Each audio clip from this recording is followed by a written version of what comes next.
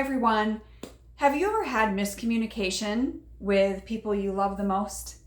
You know, miscommunication can ruin relationships, as we all know. And today I want to touch on that subject. So for those of you that are new here to my channel, I just want to welcome you. My name is Sally Harris, and I am a mom who believes that every mom deserves a support system during this difficult time.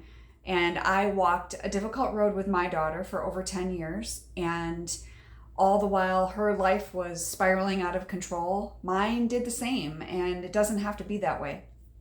So let's dive into a little bit on communication and how it can ruin a relationship. So, you know, whether you're talking to your adult son or daughter, you're talking to your spouse, you're talking to your younger kids, and really setting the example too, if you do have younger kids, setting the example on how maybe things didn't go so well with your older kids.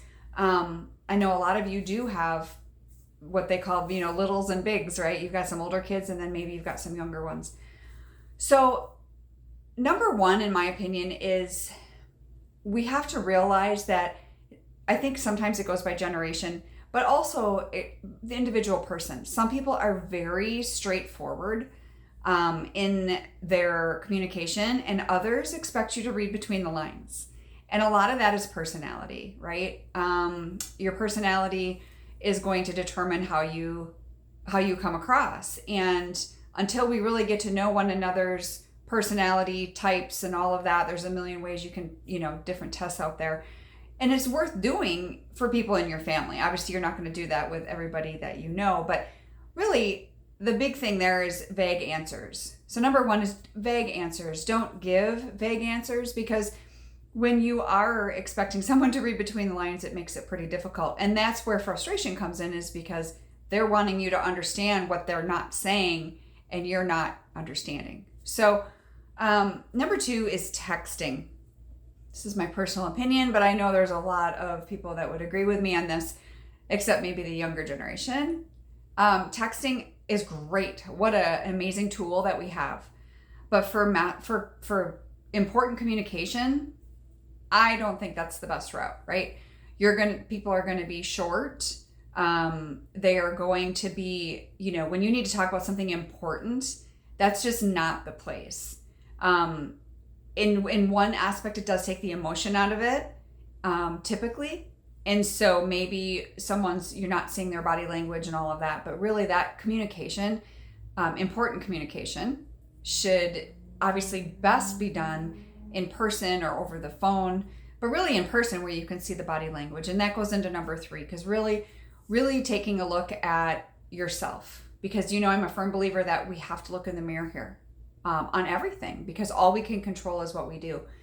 And by you looking in the mirror and saying, okay, well, how do I come across?